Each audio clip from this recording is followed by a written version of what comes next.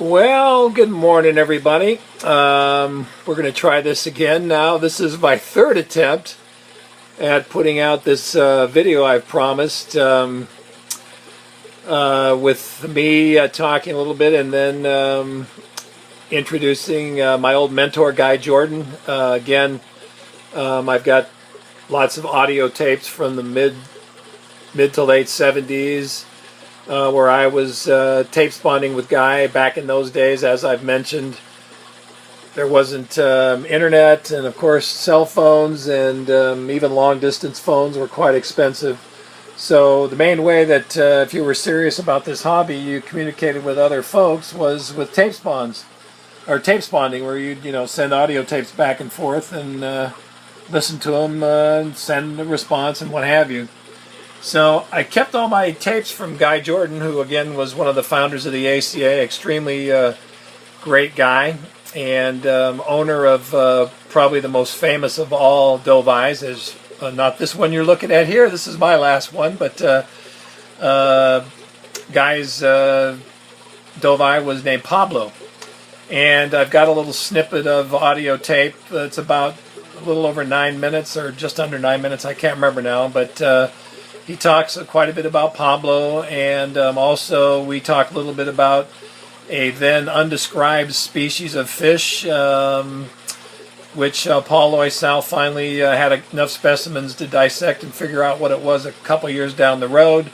Turned out to be Cichlids umbriferum, the now famous blue freckled cichlid.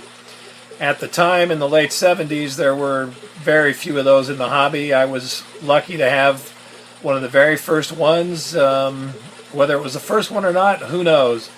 But I was able to find it at a little small mom-and-pop pet shop in Carson City, Nevada. I used to scour the West Coast for cichlids when I was in my 20s. It would be not uncommon for me to hear about a fish and to drive down to Portland or up to Vancouver, BC, or pretty much anywhere on the West Coast if I thought I could find a fish that was rare and I didn't have it.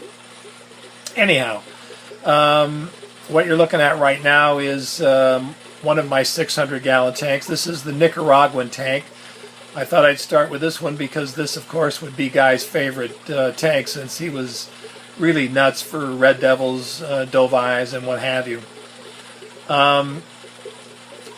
As I said, Guy had one of the very first Dovies, but not the first. The first actually was belonged to a gentleman by the name of Gene Wolfsheimer, and Gene was a very well-known hobbyist in the mid-60s, and he got his fish from William Bussing, who was, I believe, at the time in college, and he later on became quite a well-known ichthyologist.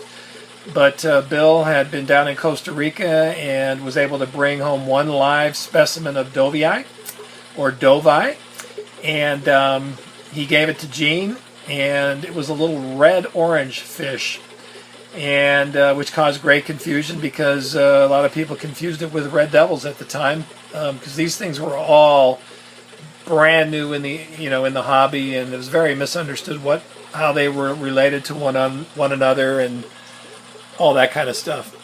So anyway, Gene named his fish Charlie, and later on, maybe several months down the road, the fish laid eggs, and he had to rename it Charlene.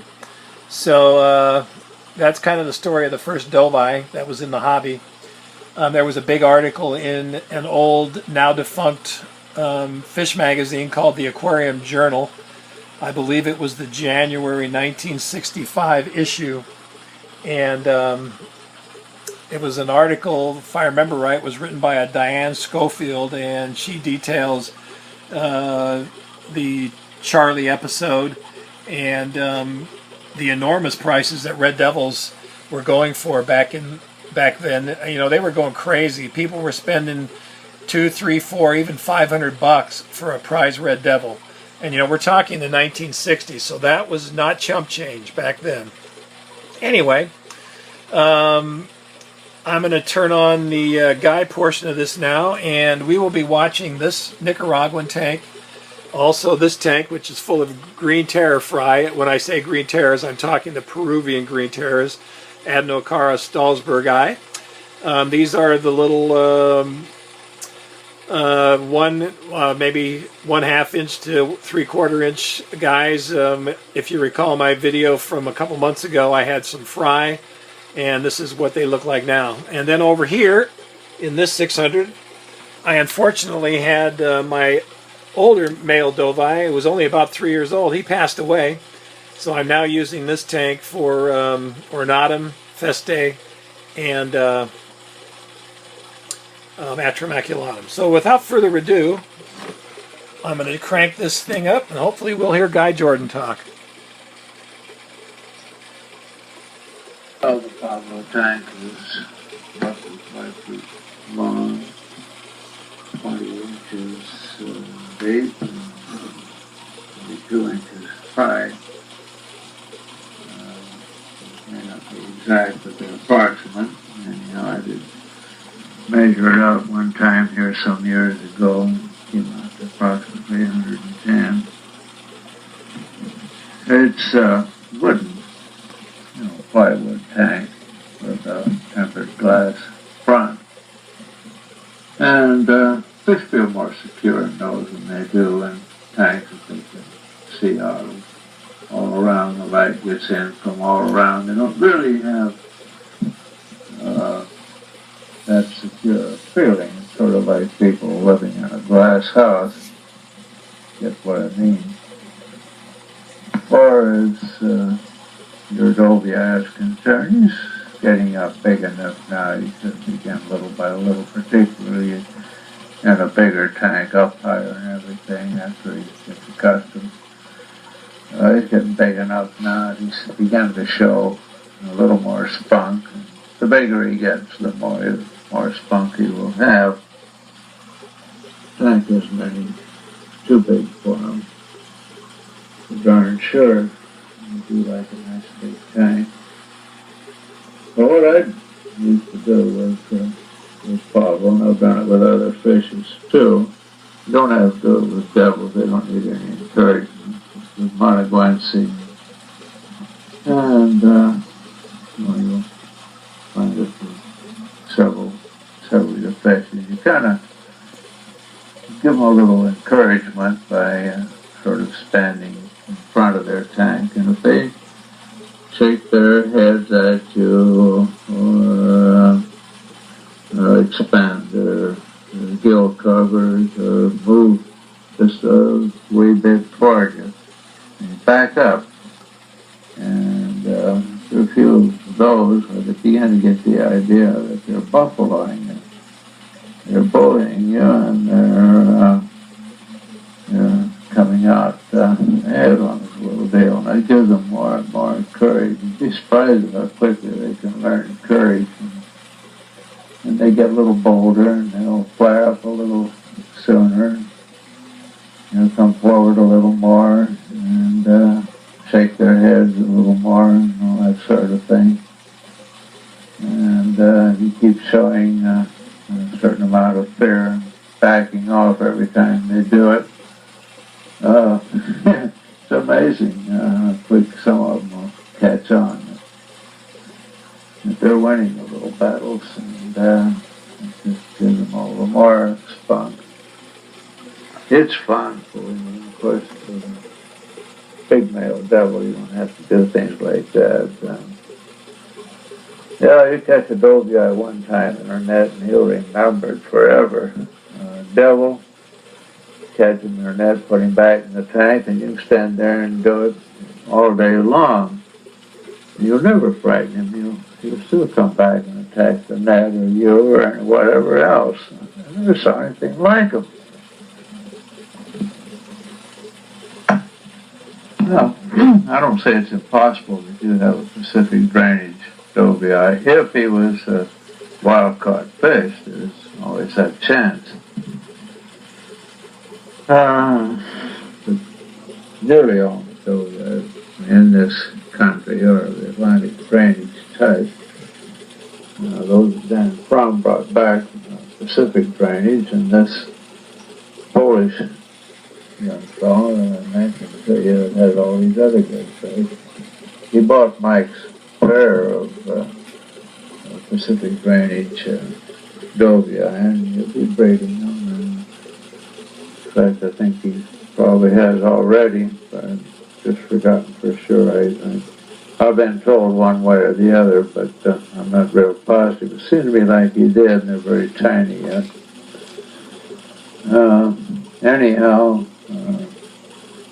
they certainly will be good ones, and you might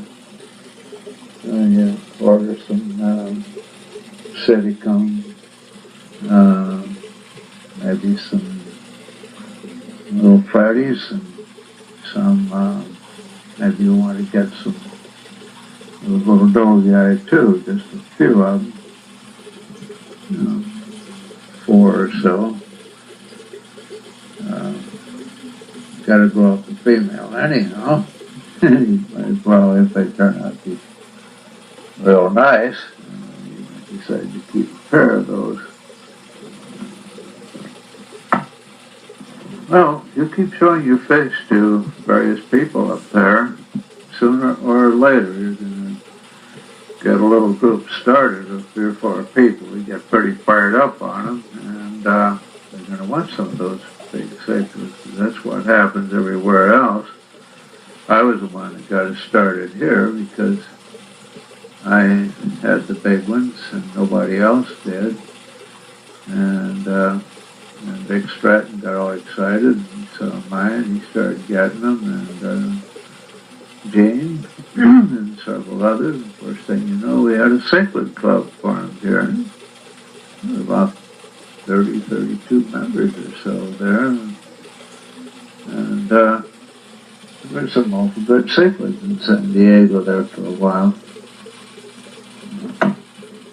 Well, I suspect that the blue freckled cichlid would come out ahead in the contest between that and dovii, partly because the darn thing is so much like a devil that it just would rush right in and keep going, probably, and partly because other fish instinctively seem to avoid it for some reason. I don't know. There's something about that fish that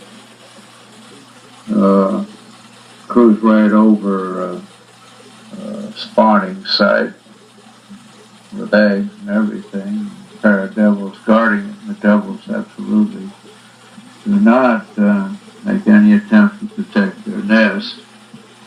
Now, this is highly unusual. It would be interesting, much more interesting, more even, I would say, probably, to see a battle between a 13-inch trimax male and a 13-inch little freckle. Trimax cooked itself also, and I would suspect would be better fighters. I don't think dovii are really that much of fighters. They have good dentition and all that sort of thing, and tanks with most Central Americans, even their own size, the other fish keep a pretty respectful distance from them. But dovii are just not really that, what I would call really a fighter. They just don't do much of that. And they're not that ornery about other fish either. I told you I've put in baby cichlids of many kinds, and they've gone right up in Pablo's tank up to breeding size, many of them, without him ever threatening them or bothering them in any way. Of course, the very big ones, as we get up a maximum of 14, 15 inches, I would never leave those in, but I had a lot of things that get up to 5 or 6 inches before I'd remove them up, and that would be mature fish. You wouldn't bother any of those.